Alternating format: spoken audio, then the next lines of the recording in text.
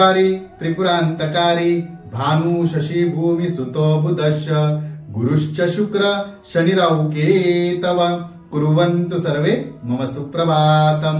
श्री गुरुदेव दत्त, श्री स्वामी समर्थ। सुप्रभात मंडळी, अध्यात्म कलियुगातल्या चॅनेलवरती मी वैदिक ज्योतिषी गणेश शास्त्री शुक्ल आपल्या सर्वांचे स्वागत करतो। निवृत्ती ज्ञानदेव, सोपान मुक्ताबाई, एकनाथ नामदेव, तुकाराम, पांडुरंग हरी श्री हरी श्री हरी श्री हरी।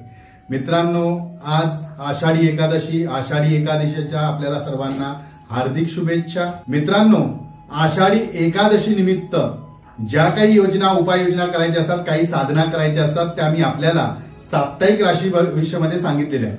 तर मुद्दाम आपण त्या उपाययोजना करा, महाविष्णूंची ह्या जगन्नाथाची आराधना करा, आपल्या आयुष्यातील काही अडचणी दूर होतील, मनातील इच्छा पूर्ण होतील। परंतु साप्ताहिक राशी भविष्यामध्ये आपल्याला पुन्हा ते बघावे लागेल, त्यातून आपण ते पाहायचे आणि ते नक्की उपाययोजना करा। आजचे पंचांग आहे 17 जुलै 2024 बुधवार, आषाढी एकादशी आहे। मित्रांनो, आज आषाढ शुक्ल पक्ष एकादशी, अनुराधा नक्षत्र, शुभ योग, वनिज कर्ण। चला तर सुरू करूया 12 राशींचे भविष्य कथन। मेष राशी, कुटुंबात धार्मिक वातावरण असेल, एखाद्या देवदर्शनाचा लाभ घ्याल, देवदर्शन घडेल, आध्यात्मिक वातावरण असेल। वृषभ राशी, व्यापार व्यवसायात मनाप्रमाणे लाभ होईल, अनुकूल दिवस असेल। मिथुन राशी, महत्वाचे निर्णय किंवा करार शक्यतो आज लांबणीवर ठेवा। जर जमत असेल तर महाविष्णूंची उपासना नक्की करा, ज्या काही अडचणी येत आहेत त्या अडचणी दूर होतील। कर्क राशी, नवीन प्रयोग अथवा प्रयत्न याला यश मिळेल, समाधानकारक यश मिळेल, लाभ होईल।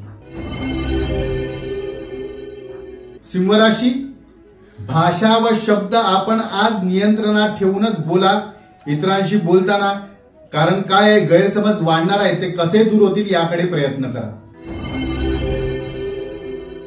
कन्या राशी, शक्यतो आज लांबचे प्रवास करणे टाळा, कुटुंबासोबत वेळ घालवा, एखादी विष्णूची उपासना करा, आराधना करा, विठ्ठल मंदिरात जाऊन विठ्ठलाचे दर्शन घ्या।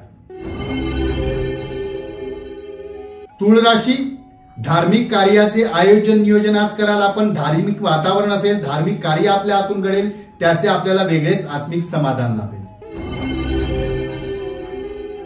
वृश्चिक राशी, जोडीदाराशी मतभेद वाढतील, कदाचित कुटुंबामध्ये आज अशांती सुद्धा निर्माण होऊ शकते, पण शक्यतो जर जमत असेल तर कुटुंबामध्ये विष्णू उपासना करा, व्यंकटेश स्तोत्र वगैरे वाचा, जेणेकरून कुटुंबामध्ये जे वादविवाद चालू आहेत किंवा आपसामध्ये जे काही वादविवाद चालू आहेत तिथे शांती लाभेल, शांती मिळेल।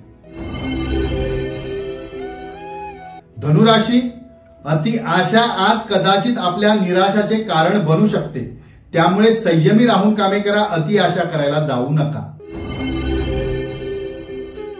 मकर राशी, संततीशी मतभेद वाढू शकतात, कदाचित आपल्या संतती बरोबर आपला वादविवाद होऊन दुरावा सुद्धा निर्माण होऊ शकतो, पण हे संतती बरोबर घडणं योग्य नाहीये, तर त्यांना समजून घेऊन समजवण्याचा प्रयत्न करा, प्रेमाने आणि संयमाने। कुंभ राशी, वादात वेळ न घालवता किंवा वेळ घालवण्यापेक्षा आपण कृती करून दाखवा, ज्या काही गोष्टी करायच्या त्या करून दाखवा, ते करत आहे करणार हे बोलून दाखवू नका, ते बोलत असताना कदाचित आपला संयम जाऊ शकतो आणि ते काम पूर्ण होणार नाही, त्यामुळे आपल्याला जे काही करायचे ते करून दाखवा आणि करून त्यावर मात करा, नक्की यश मिळेल।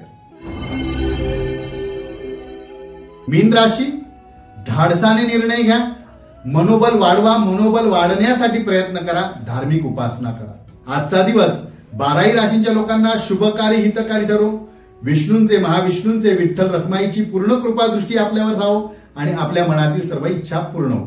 चला तर उद्या पुन्हा भेटूया ह्याच ठिकाणी ह्याच वेळी, तोपर्यंत सर्वांचे धन्यवाद। पांडुरंग।